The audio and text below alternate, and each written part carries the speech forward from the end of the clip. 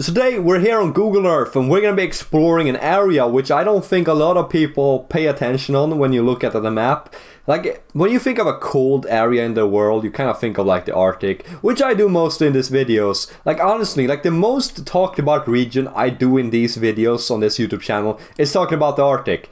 But well, there's an equally interesting region just down in the south. The only difference is that it's significantly smaller. Here in the top of the globe we got this thing called the Arctic Circle. You can see the yellow line going here.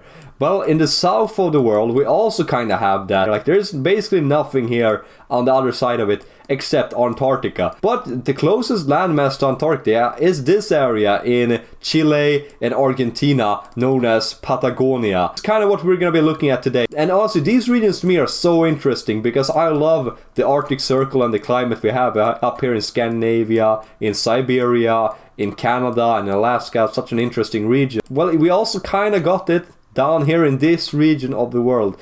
It's kind of sad. I wish we had more land masses here in the southern hemisphere. Wouldn't that have been cool? Imagine if like New Zealand was way bigger and it went all the way down here towards the south and it had more of like a cold looking Scandinavian type of climate as well. That would have been cool, but yeah, that's not really how reality works. I can't just wish myself into that.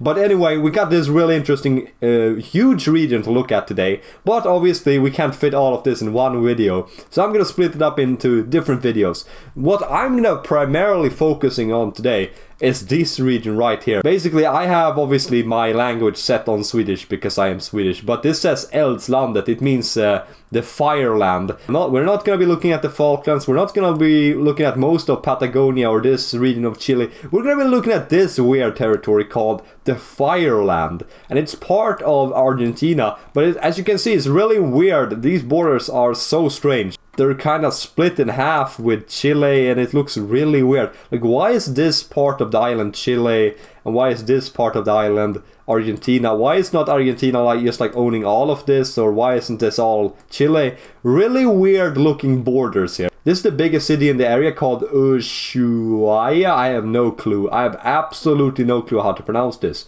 But this looks like a pretty cool looking city in such a remote and far south location. So let's go down and check out what goes down here. Wow, this looks like a European city, honestly. Like, this might as well could have been like Italy or something. This looks a bit like the Alps almost, and the houses look very European. I mean, this looks a little bit like German, though, don't you think? Like, they have like those types of planks. Whoa, hold up. Yeah, this definitely looks German. Like, what is going on here in this town? The mountains here in the background are majestic, bro. Imagine living here. This is a very unique place on Earth because I've never heard of anyone who comes from here. Nonetheless, I've never even heard of anyone famous person coming from like Patagonia even. Well, I didn't this is like the last place I would expect to have this much traffic in it, but alright, sure. Wow, no way, look how many ferries there are. There are a lot of big ferries and big ships here. Look at the beautiful mountains behind this city here, and down here if you go enough we're gonna end up in the Arctic.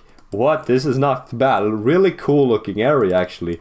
I've never actually thought about this, like looking at throughout this space, but this is so cool. I wonder how long a flight would be down there. Like, this is a ridiculously long flight for me. I have to fly all the way up here, down here. Like, it would take, how long would a flight take down here? Like, and I can't just fly instant either. I have to fly to like Buenos Aires first and then fly down here. This is not what I think about when I think about like Argentina. This looks a lot more like Norway in my opinion, or even Sweden could look like this. I wonder what the most southern tip looks like. Here's the absolute most southern tip of mainland Argentina. There's no like marking of it or anything. This is a nice beach.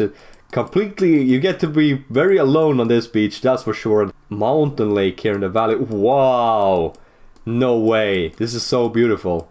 Look how cool these mountains are. They're really sharp. They're way sharper than a lot of mountains are in Sweden, to be fair. I'm not thinking like cold mountains and snow and stuff when I'm thinking of like some Spanish speaking dude. Hola, me llamo Pedro. Look at the view here. Very open area here. Yeah, it's like a beach and a bunch of sand. Okay, this is a very nice looking beach, and we got beautiful, oh, it's one of these rock beaches, not bad. Why has no one ever talked about this? Why is no one talking about like Patagonia and like this part of Argentina? I've never heard about anyone talking about going here. This looks really cool, like unironically.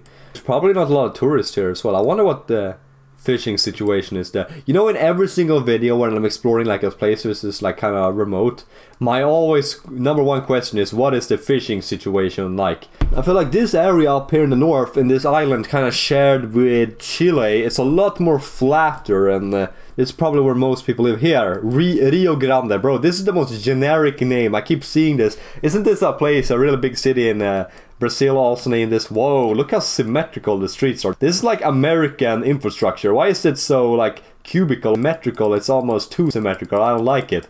The towns are just like built into these cubes. Yeah, this looks a bit more like South America in my opinion than those other places we were in. This is leading out into the ocean, this river. Why did they keep naming things Rio Grande? Yeah, are you kidding me? This city is called Rio Grande, which means large river in Spanish, as well as in Portuguese.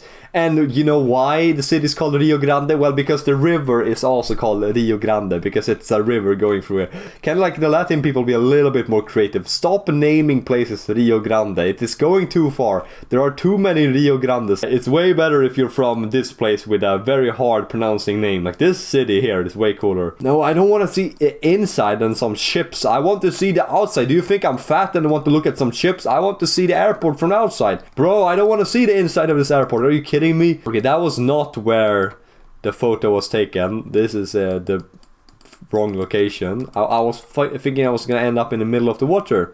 Where? Okay, here's another. Okay, now we got the view from a boat. Why is... Oh look, there's a Portuguese flag. Has this boat sailed all the way from Portugal here? That's pretty impressive, dude. And right next to it is this insane glacier area in Chile as well. I mean, look at this. Chile need to chill, like actually, like they have such an underrated nature. Like it's like super disconnected. Like this entire area, how did this became Chile?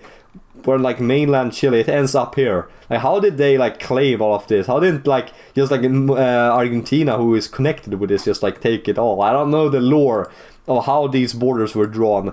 Oh, look at this. Lago Fragnano. Lago means lake in Spanish, by the way. I actually did read Spanish back in school, so I know a little bit of Spanish, but I'm pretty bad at it, I'm gonna be honest. I don't know, I never gotten a use for my Spanish ever. I've never been that much of a fan of traveling to Spain. I'm gonna be honest, I just picked Spanish as a language in school because everyone else was picking it. All my friends were picking Spanish. But I've never ever been to Spain, and the only time I'm planning to go to Spain is probably for a fishing trip because I want to catch ginormous catfish and like carp and stuff. But besides that, I don't know if I need Spanish. But like Argentina though. Argentina, hear me out. This place is cool. This place is actually really like my type of vibe. Looks really awesome. The only thing which makes me annoyed about this is just the flight it's gonna be pain. Now I'm starting to understand why Argentina tried to take the Falklands. I mean, just look how close they are to the Falkland Islands. They're like being teased by the British that, haha, this is our island. Like it's not connected to the mainland. It's such a cursed border that this is like Chile. And then this is Chile, and then it like cuts in the middle. Like I hate this border. Like infuriates me. It's such an unsatisfying border situation. Wait, what does it look like here from this beach? Boom. Okay. Oh man, look at this cool looking rocks formation. This is actually such a beautiful place. As an European, like I like Sweden and all. Sweden is cool. But like I'm so jealous of some countries like Russia, Canada, even America. I mean, America has Alaska, and Alaska is huge as well. But especially Canada, honestly. Canada and Russia are the main things I'm jealous of. And Argentina, honestly. Argentina is new on the list of countries which I'm jealous of. Because they're just so big.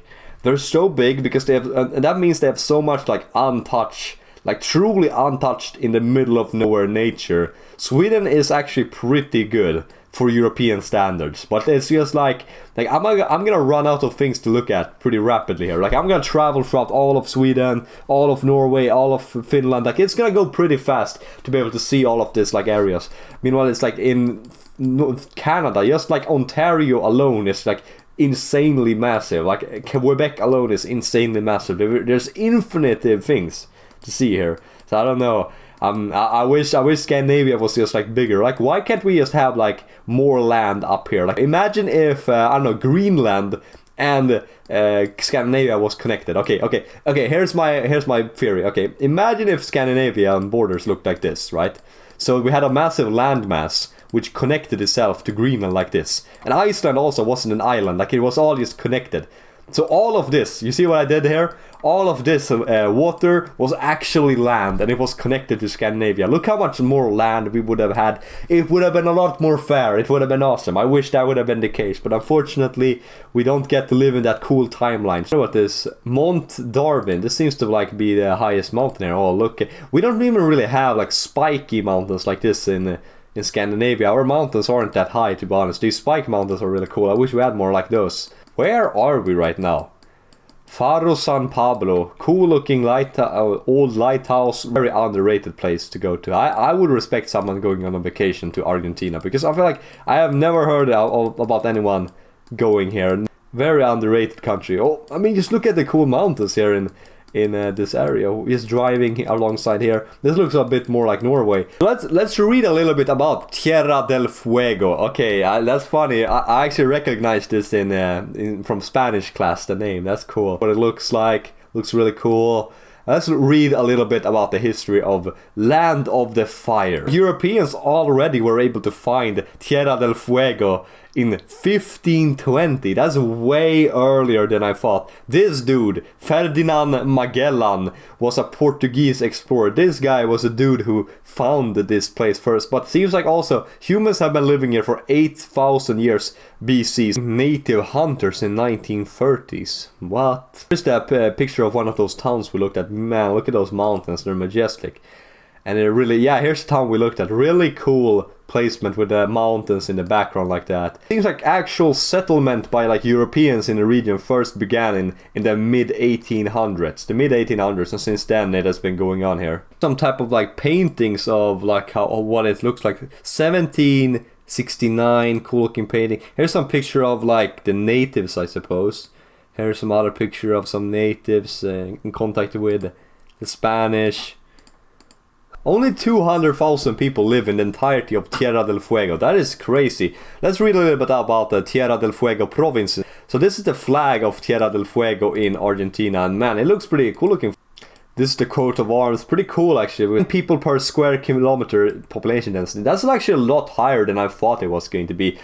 I suppose the area isn't that big, so even though only 200,000 people live here, it isn't very spread out. The Argentine people like claimed southwards. Bro, have they claimed Falklands and this area from France still? Is that still a thing? Because I know this areas in the Antarctica are claimed by Argentina. Like sheep industry in this region as well seems to be a very important part of the economy here. Anyway, that was a little short video exploring the area around the firelands in Argentina. If you enjoyed this video, want to see another geography video, check out the channel and I'll see you in the next one.